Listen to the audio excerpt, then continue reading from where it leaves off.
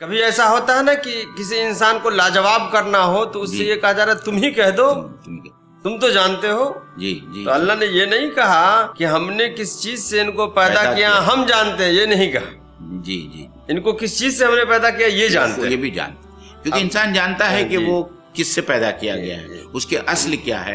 अगर उसकी असल आदम अलैहिस्सलाम की तरफ लौटती है तो वो मिट्टी की उसकी असल है, और अगर आम बनी नौ इंसान की तरफ उसके असल को लौटाया जाए तो जाहिर बात है कि वो हकीर नुतफे से पैदा किया जाता है। इंसान जब दुनिया में आता है तो पहला गुस्ल भी खुद से नहीं कर पाता है जी, और जब जाता है तो आखिरी गुस्ल भी खुद से नहीं कर पाता। जी, बहुत प्यारी बात। और मौलाना मादरे रहम में भी जो बच्चे की कैफियत होती है, चारों तरफ से वो मिलाफ के अंदर लुथरा होता है। बाज़ औक़ात ज़चकी के बाद में जो बच्चा सामने आता है वो बहुत सारी गंदगी के अंदर, गलाजत के अंदर जो है वो लपटा हुआ होता है। ये जब इंसान अपनी हालत को देखेगा तो मेरे ख्याल से ये आयत और ज्यादा मुतरश्शा हो जाती है और ज्यादा समझ में आती है।